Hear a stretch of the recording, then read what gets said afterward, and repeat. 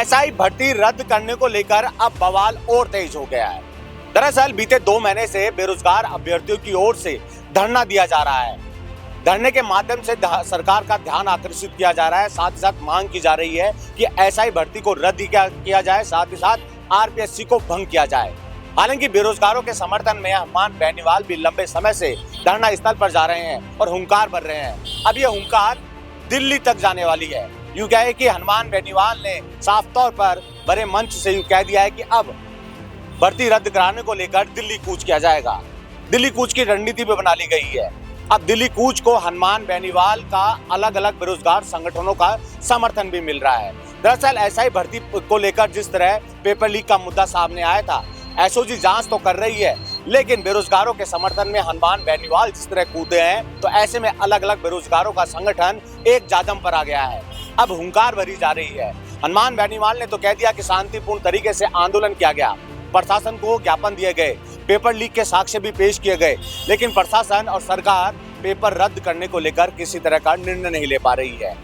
शांतिपूर्ण तरीके से राजधानी जयपुर में तो आंदोलन कर लिया, लेकिन अब दिल्ली कूच को लेकर रणनीति बनाई जा रही है। आपको बता दें कि हनुमान बेनीवाल लगातार सरकार को घेरने में लगे हैं।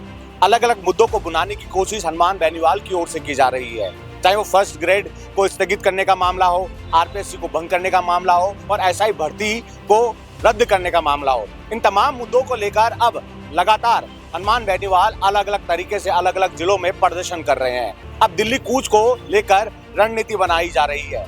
हनुमान बेनीवाल ने तो कह दिया, राजस्थान में सरकार सुन नहीं रही है, भजनलाल सरकार के कानों में जू तक नहीं रेंग रही है, तो ऐसे में अब दिल्ली जाएंगे, केंद्र सरकार का दरवाजा खटखटाएंगे। अगर केंद्र सरकार भी नहीं सुनती है तो सड़कों पर उतर कर आंदोलन किया जाएगा।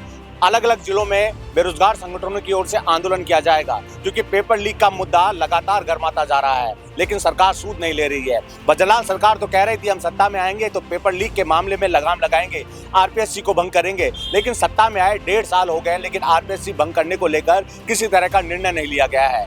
अब हनुमान बेनीवाल ने तो हुंकार भर दी है और बेरोजगार संगठन भी एक जादम पर आ गया है।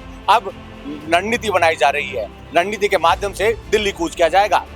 सहयोगी पवन कुमार शर्मा के साथ मैं बसंत, द इंडिया मूव्स, जयपुर।